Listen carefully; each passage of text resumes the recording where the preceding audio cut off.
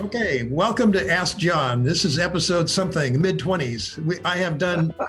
We've done quite a few in the last few years, and I used to count them, and now I don't count them. This is a show about, we talk about the show about nothing. This is a show about something. This is a show that was originally designed. I conceived it with the idea that I was going to promote my business. And the first couple episodes, that's exactly what I did. I actually hired some people to come in and interview me. And that's why I called it Ask John. They would ask John questions. And now I'm asking the questions. And I enjoy that a lot better. Yeah. And so I have my guest, Rich Friesen, here. And I'm going to ask him questions. Although I hold my own. I hold my own with Rich. We have a lot you not only hold your own, but you push back. And as I mentioned last time, that push back and that conversation is what really makes this work. And we have been continuing with this idea of healing the political divide. And it is such a thorny issue. And in another way, it's simple. It's a lot simpler than what we think it is. So we're gonna continue with from our last episode where we talked about what the cause of the political divide is. And we got quite a lot into the different philosophies of different points of view, libertarians and conservatives and progressives and so forth. And we're not going to spend as much time on that this time. We're going to spend more time on what the heck, how the heck are we going to get at it? And why is this worse than any other time? And maybe it is, or maybe it isn't. We're going to talk about that. And we're going to talk about what are we going to do about it? Not the we we're going to do about it, what you are going to do about it, what I'm going to do about it, because this is not about, it's not about electing someone that can fix this problem. And we're right up against the elect. Oh, does anybody think, okay, so just for your perspective, you who are watching this at home, we are recording this on October 24th, and the election is what, 10 days away or so. So you may be watching this sometime after the election, and you might have figured out that we have determined our president, or maybe it's in the court, or so we don't know. I don't know. So Rich is making the cartoon faces there. So I'm in my office, and Rich is fishing. Is fishing. And I interrupted my day of fishing. Did you catch anything? So, and we're going to talk about illusions. And we're going to talk about being disillusioned, because about half of us are going to be disillusioned in a few days, and or not. Maybe we're still going to be holding our positions and still attached to the illusions that have been presented to us. What you're talking about is so important that somehow we have come to believe, or many of us, that we are not under any illusions or even delusions, but that we have a direct hold on reality. But we know from neuroscience, from psychology, that what is filtered, the world we create from what we believe, is a movie. And if you think about what you believe and how you see the world as a movie, all of a sudden things change. If, for example, I talk to when I do talk to my very conservative friends, and I listen to them talk about their hopes, dreams, fears, what makes things work, then I talk to my very progressive friends and talk about the same subjects. If I was an alien talking to those separately, I would never guess they lived on the same world. Yes. Well, we're all being fed, and we're being fed different illusions. I have this theory, Rich, that if I had exactly the same information that you had, I would I would hold the same opinion that you have? Oh, maybe that your particular upbringing and how you see the world would still change those same facts. You know, for example, my grandparents left the farm during the Depression. Life was hard. They had to leave their farm. They moved from Saskatchewan in Canada to St. Catharines, Ontario in Canada. And my grandpa worked 3 jobs. He was a bus driver. He cleaned out and did a mechanic work at the end and another job. And for them, life was hard. But you know something? To be on welfare or to take money from somebody that you didn't earn was not even in their context or their world. They would have rather died than do that. That's one context, right? Another context. So I'm going to call that a set of information. So that's information. And if I had the same information, I'd feel the same way. So I'm going to hold on to my theory. Okay. For me, information is filtered by the context that you live in and the beliefs you have about the world. Yeah. And that certain information cannot penetrate certain contexts. They just can't. And I can see this clearly in my own life. And I have examples where when I'm in context A, some other information it can't even exist. So we can have multiple contexts. And if I look at my kids, how they grew up, and I look at the world of plenty, and I look at the world from their point of view, their context is very different from my grandparents. And what they see and how they interpret reality and what is available to them is extremely different. Okay. Hey, we just started off on a dead run here. And did I actually introduce you, Rich? You didn't last time either, because I'm just a nobody. Well, I'm gonna make you co-host. So you are officially elevated to co-host. Introduce yourself. Okay. I'm Richard Friesen. I'm the CEO of the Mind Muscles Academy, and I work with professionals, entrepreneurs, traders, and professional money managers to expand their mindset, to improve their mental game. So in my model of the world and how I work is that we have a way of looking at the world that oftentimes comes from when we were a lot younger, what we just talked about, like my grandparents, and that then gives us a limited choice of menus and how we look at the world. I have a master's degree in clinical psychology. I'm NLP master certification. I attended the Gestalt Institute. So for me, I have training on a lot of different levels and a lot of focus on neuroscience from my reading.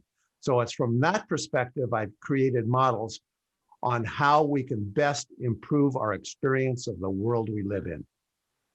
Okay, well, wow, I couldn't have done that. So hey, I'm John Reuscher. I'm a financial advisor, and I just have a lot of opinions. You get to listen to them. Good opinions. I have a lot of good opinions. Yeah. Many of them are substantiated. Yeah. So then they're all valid. So where are we? You talked last time about, I call it this idea of recency bias. This is the worst it's ever been because it's now. This is the worst social division. And okay, is this the political divide? We talked about, we named the show Healing the Political Divide, but is this really a political divide? This is a social problem. This is a deep-seated social problem, and it's a psychological problem. It's a medical problem. Tell me, Rich, what do you think? Well, I think what you're pointing to is something that few people, or it's rarely done. Rather than looking at the service issues, you're really asking about what's underneath them. And if we look at what's underneath them, the politics is merely a symptom of much deeper issues. And I think asking what's below that and asking what are the foundations or cause John, I think you're right on. And this is something that is very difficult to do. It's a hard problem, but it's the right hard problem. It is indeed. So, okay, so this other idea came to my mind. So the social problem, these deep-seated issues that we all carry around with us, are we being used? Are we being used by the politicians and the media? Well, certainly you can make a case that, if I look at the right-wing media and look at what I see there, I create a sense of the world. If I listen to the left-wing media, I have a very different sense of the world. So, the question then becomes, are they creating the worlds that I believe in? Or, as you just pointed out earlier, is there something below that? Is there something foundational? Is there something in our mindset, our psychology? And how do we as human beings develop the power to what psychologists call agency? And that is to take responsibility for the worlds that we create. In other words, what every news organization and politician wants to do right now is to say, here's an external world, and it impacts you along with the meaning and the context. But if we can say, okay, here's some information coming in, but the meaning I apply to it, the agency that I create, I can move to my higher self and look at this from my own context and my own humanity and my own higher self. So I can look at it in a way that gives me more choices and more ways to look at things and more ways to interpret things.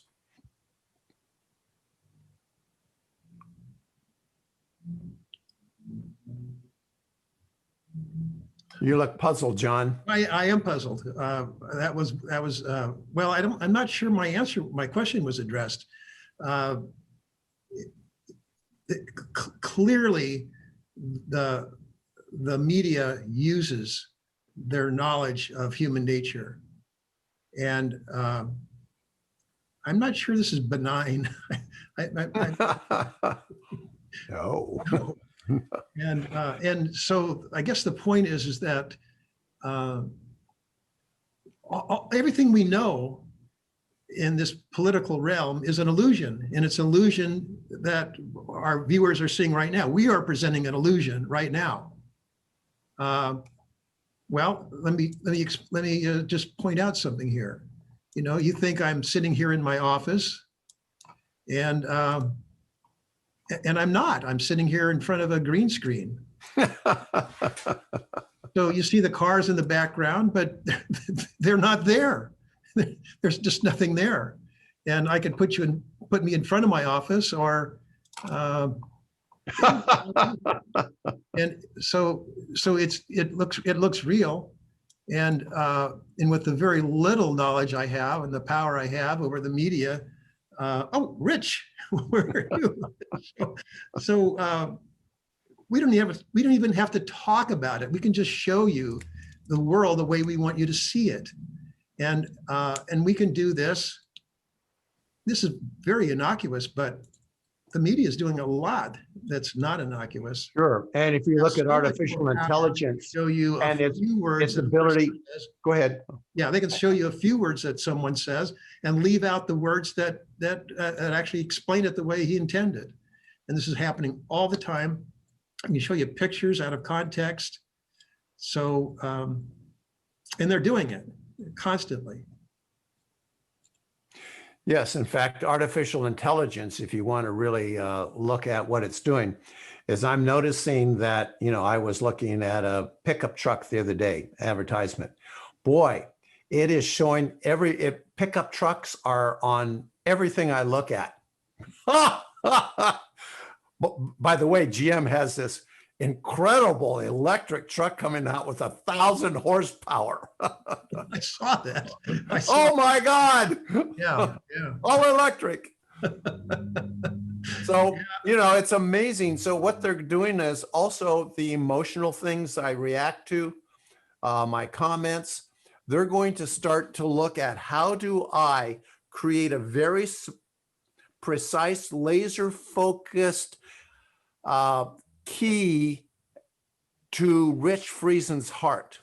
Now, as artificial intelligence looks at all the things I click on, all the things I do, pretty soon they're going to able to create a very customized world that fits everything I believe and locks me in to a single point of view, or what I call a context, a very single context. Yeah. The AI working on artificial intelligence, working on headlines. They have got that worked out perfectly. They put up a headline. It'll be on Facebook or Twitter or whatever, wherever it is. And if it gets no clicks, they'll change it, and it'll change it a little bit, and they'll get a click. And okay, that's good. They'll change it a little more. They get several clicks. They change it some more. And that headline just keeps evolving over a couple of hours until it gets the maximum clicks. The article doesn't matter because most people don't read the article. And when they do, they'll, I don't know, have you noticed that the article doesn't really relate to the headline? Yep. Yeah. So, but the headline confirms the reader's bias. Oh, absolutely. You know, you look at the New York Times, the headline will say something, whatever their bias is, and you read down and it's almost the opposite if you get to the last paragraph, or you get an alternative news source. Not to just pick on the left-leaning media, it's true everywhere. It is. So what do we do? I mean, we're in this information age. We have instant information. Oh no, I'm sorry. We have instant disinformation. It is instantaneous, this disinformation. So this is a really interesting point. It's totally off the agenda I was thinking about. But for example, one of the things I work with is very active traders and money managers, professional money managers. And what I tell them is that the news is there to trigger your emotional reaction. So even if you know that you're a professional and you know the news is kind of fake, on an emotional level, it still makes a difference. So what we do a series of training to say, this news is coming in, how does it strike me emotionally? That is the information that's really important. It's because I know if it's affecting me emotionally that way, I know it's affecting thousands of other, hundreds of thousands or millions of people with the same emotional thing. Now, here's the gem. Here's the information that really matters. It's not the headline like you brought up. It's not even the article, but it's how is this impacting people emotionally? And then from there, if we're really clever, we can say, how will this affect their investing decisions? Once we can say, okay, here's a likelihood of how this will impact their investing decisions, we can get ahead of that and actually make money from this disinformation, because we can have a sense of how it impacts people emotionally. That doesn't sound benign.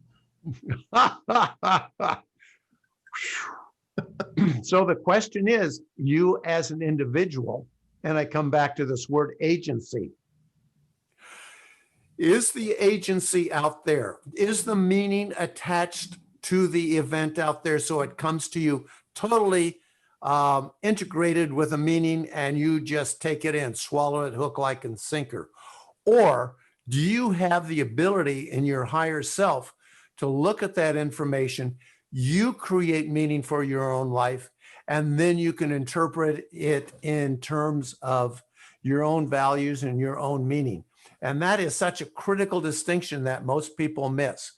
Does meaning come from the outside, or as an agent of your own life, do you attach meaning to the various events that come to you? Well, I think one of the things that goes on is we have the ability to create our own meaning. If I divorced myself of all of the media, if I got rid of all of my devices and my screens, all that, and I just spent my day on that stream behind you, assuming that it's not just an illusion, If I just stood, if I just hung out right there and just spent the rest of my life right there, none of this would bother me. I wouldn't care who the president was. Wouldn't matter. Wouldn't care who the Speaker of the House is. I wouldn't care who's governor. Why would I care? Well, that's a good point. So why do we care? But And the libertarian in me would be really bothered because they wouldn't let me stay there. well, the why we care is because we have more and more government that has more and more control and direction of our lives and controls the options we have. And I'm talking about both the left and the right. And as a result, if you're on the left and you see rightward control of your life, oh my God. I mean, the people on the left, the Democrats, the liberals, or the progressives, however you label them, they are in terror, visceral terror of another Trump administration. My conservative friends, my Republicans, or if we're going to add libertarians to them, are terrified of the social controls coming with a Biden administration. Okay, so you realize someone is watching this on November 10th. Yes. Someone is watching this on November 10th. What do you have to say to them? Well, that's a whole nother subject. So let's say we have a Biden administration, we have Senate, a Democratic Senate and House, and you are a conservative. The question now is, you may feel a lot of fear and terror about the future. So I think the question you're asking, John, is how do you handle it? If, on the other hand, you're a liberal or a progressive, a Democrat, left-leaning, and Trump is elected, oh my God, how do you handle that? How do you find peace in your heart? And I think that's where our discussion eventually is going to go. And this discussion touches upon an issue and a problem that is plagued humans since we've crawled out of the trees. So you're really looking at the most difficult problem we can possibly have, but it's the right hard problem. Well, let's start cracking on it. What do you... Okay. So moving forward, you ready, John? I'm ready. You're ready for the answer? I was born ready. Okay. Very few people are going to be able to take what I say because it is so contrary to the worlds we have lived in. And that is, hate isn't out there, but hate is in our hearts. It's the nature of projection.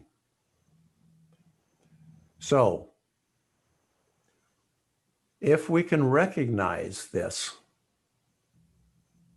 then we can start to make a difference, because you and I both, I think, agree that we're not going to be able to change human nature out there. We're not going to be able to convince the left that the right is right or the right that the left is right. So what we can do is to start taking agency, control of our lives, and to look at the feelings that we have and realize they're not created out there, but they're in our heart. So if we're going to adjust those experiences, how do we do that? And then we take it a step further to a more foundational level. And that is, are we in rapport with ourselves, or do we hate parts of ourselves? And I've discovered that in my own life and of other people that I've talked to, that when I hate out there, it is inevitably, and I'm saying so far, inevitably, I haven't discovered a time when I have that visceral anger and hate in my heart, or hate for somebody else out there, that it isn't an unresolved issue in my own heart. Boy, that is a tough one. And if you're listening to Right, this, right. this may not make sense. Well, I think most people won't be able to take that in, and also what to do about it. Yeah, I've said some things in groups that I've been involved in, and I've said something like, you can't hope to change someone else's mind unless and until you're ready to change your own mind. And that's that's hard to take. People don't want to change their own mind. They want to change others. They know they're right. We all know we're right. We do. We absolutely do. And if we look at our previous session together, we talked about knowing and not knowing, certainty, confidence. And we talked about, if you look back on your life, and I look back on mine, there's 3 or 4 times that I had the absolute capital T truth. I knew it for certain. Yeah. Well, I'm looking back on those times and saying, whoa, Rich, way back there. You thought you had the truth, but. So maybe we can't get to that place where we are willing to change our own mind, but we certainly can change our mind about how we feel about the other person and the value of that other person and the context of their knowledge to bring an opinion that they have and the value of that opinion. We can change our own minds about that. And each of us have to do that individually. Sure. And I'm going to go a step further and say, in order to do that, in order to, let's say, have respect for others' opinions, to be open to other ideas, to understand that people are doing, for the most part, there are evil people in the world, and I'm not discounting that. But for the most part, people's hearts are good. And they have positive intent, even with beliefs that are different from ours. To be able to accept that, I'm going to posit that we need to accept ourselves fully and completely as we are. Once I do that, and I say, I'm okay, I can believe all sorts of things, I'm going to make mistakes, I'm going to be wrong, but I know that deep down, I have a positive intent for myself and the world. Then all of a sudden, we no longer need to be defensive. We can look at other people and don't need to defend against them. But what I'm positing right now is that to get to that place you just talked about, John, first we need to look inside and gain full rapport and acceptance with ourselves. From that foundation, non-defensively, powerfully, if we stand up, we own our own space in the world. We're confident in ourselves, not in the sense that we know the truth, but confident that we can handle whatever comes at us, that we can not only love ourselves, but love people with positive intent all over the world. Then things shift. And it's not that we just shift our perception of the world, but the way we stand in the world invites other people to stand in that same posture. And that is what I believe can make a shift. Not a little shift, but a big shift. I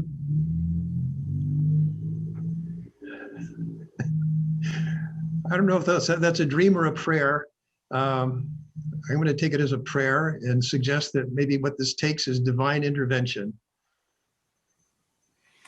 Yeah, depending on how you define divine, it is in a sense a higher self. It is in a sense of taking agency. It is in a sense of accepting ourselves. And I grew up religious. My father was an evangelical preacher. So I've lived and breathed that world until I was 20 years old. Did you stop breathing when you were 20? I started breathing other worlds. Okay. I went from one capital T truth to another capital T truth because my process hadn't changed, just the content of the truth that I believed.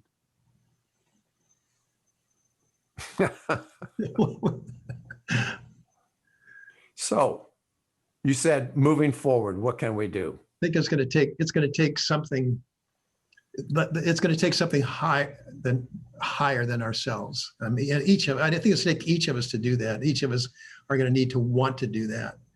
Oh my, you just said something that is so important. Of course. Yes. If in fact we believe that meaning comes with the information that comes into us, we don't have agency, we don't have a higher self. You can be an atheist and still look to higher levels of human states. You can still look to higher levels. For some people having religious beliefs where God helps us create that higher state and to be that better self. Whatever process it is, once you are open to the fact that I am not just a reactive machine, but I have agency and can move to a higher self, whatever, what am I saying? Whatever context you want to step into that supports that, then once you know that you can do that, then doors start to open that create the world that's better for everybody. I keep thinking about what will be the state of the world as this gets presented, it being 10 days, 11 days away from the election, November 3rd, and people are being watching this on November 10th and maybe December and maybe, I don't know how long people will be watching it. And what is the situation? So what is the situation? What is the situation as you are watching this at home? Is it in the court? But it doesn't matter because nobody thinks that even a clean election result on November 3rd is going to resolve this deep-seated division. And we don't have to wait till November 3rd to begin to resolve this division. We can start right now by being more open and being more accepting of people that have a differing opinion, but still everyone wants the best for the world. Certainly. And part of the respect for the dignity and integrity of everybody else is also respect for our own dignity and integrity. And that means we set boundaries. We set boundaries for ourselves, who we talk to. A boundary is if somebody attacks me on the street, I defend myself. If somebody enters my home, I defend myself. And so part of the political problem right now is that both political parties want to invade what I believe is our boundaries. If I am a human and have a right to walk on the earth and have the rights that I think our founding fathers were struggling to define, if I have those rights, then I have boundaries. And in the political process, we are violating personal boundaries more and more and more. And so when one side or the other side wins, that means a different set of people and a different set of boundaries are going to be violated. So after the election, if you're watching this afterwards, then we can start to look at what are my personal boundaries and how are they being violated? What boundaries do I want to violate of other people in order to make my world okay? And again, this comes back to looking at our personal growth and our higher level self. Yeah, that's a tough one. I'd like to believe that we can all get along. And what is my responsibility to approach those people who, are on the other side of my belief system? Or is it their responsibility to approach me? Or can we just leave it alone? Yeah. Yeah. So imagine a world. Let it be. Yeah. Imagine a world. And I'm going to come down to what I think are below the political. I think the politics are a symptom and not a cause.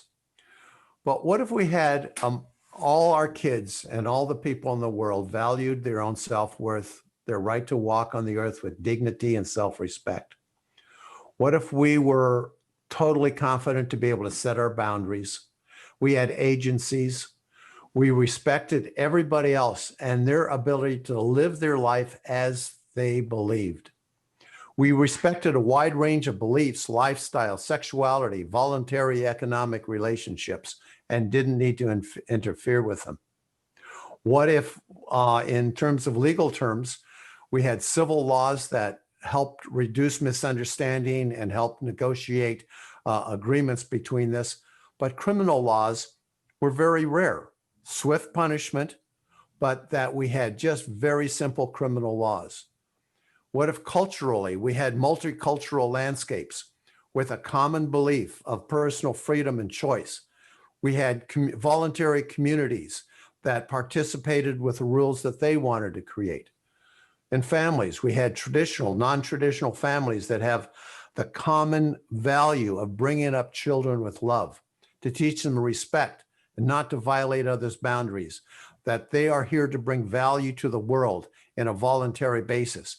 They were abhorrent, like my grandparents would be just abhorrent to take welfare. What if the kids just grew up and said, I'm here to deliver value and I'm not here to just consume value? So what if we had a world, if everybody was there, what would the politics be? Well, in order to win an election, you have to create a problem. Oh gosh, John, you keep speaking truth. Stop it. So that's the subject. That's the subject of our next episode. The use of issues, the use of problems, perpetual problems. The best problems for politicians are those that are not solvable. And I'm not going to give you my list. I have a list of about 5 problems that just never get resolved, and that's for the good, because if it ever got resolved, it wouldn't be an issue anymore. You couldn't run it anyway. I think we're at the end of this episode, and I think this was fun. Fun. I'm not sure it was fun. I'm going to leave everybody to say, imagine that world. Imagine what politics would be different. And I think next time we can talk about core solutions. What are our conclusions from this? Yeah. And I'll kind of tease you with how we can look at laws, how we can look at politics, how we can look at how we get along with each other. And I think there are ways to do that where even in our wonderful, rich diversity, we can create a world that supports growing health and growing agency for each of us, and more personal freedom and choice, and a world that's a lot happier. So I'm going to okay, so we can open up the discussion next time. So we will do that. In the meantime, each of us individually have to cure this problem. Each of us. It's not who we elect that's going to resolve this issue. No matter how the election has turned out or hasn't turned out, this issue is on you and it's on me. And I'm talking to you who are watching me, and I'm talking to me, and I'm talking to Rich. It's on us. It's on all of us individually. It's on you, Rich. It's on you, Rich. It's on me. We each have to step up and take care of it. Anyway, thank you so much for watching. I think we've already outlined the next episode. Okay. And so stay tuned, and we'll keep carrying on. And you be well. Thank you, John, and thanks for your challenging question. Talk about Thanksgiving. What's going to happen Thanksgiving this year? Well, it's going to be totally different. Everyone's going to listen to this. No. COVID. We have COVID. COVID has resolved that. We can't get together. So, that's true. Yeah. All right. So take care, John. You will. Bye-bye.